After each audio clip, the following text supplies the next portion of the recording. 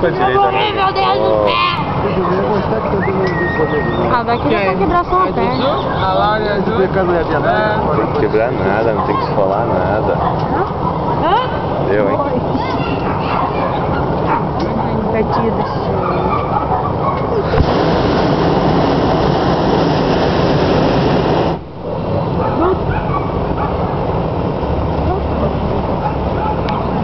Sabe onde a gente vai pousar, a gente vai tentar.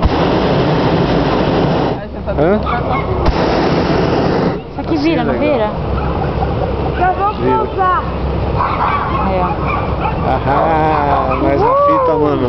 Ó o balão, balão, balão. Tentar. Mãe. Fala alguma coisa. Em cima dos telhados da casa. Aí sim.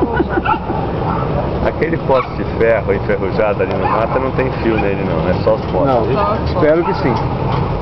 Só tem poste, não tem fio O não. campo a gente já desviou dele. Aí pra sair dali de dentro. E outro problema. Primeiro nós vamos pousar. Oi. Olha eles ali em cima. Ali!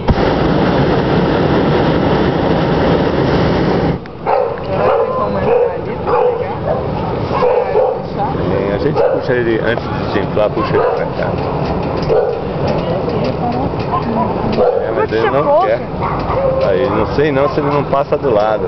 Vai passar do lado. Acho que não vai dar pra pousar ali.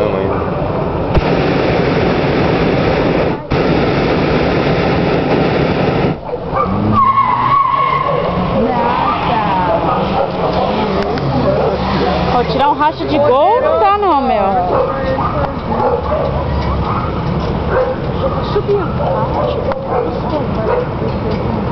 Não vai dar aqui não. O vento tá levando a gente pra outro lado.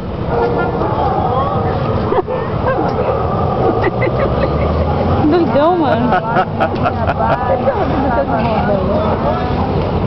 Sei lá, meu.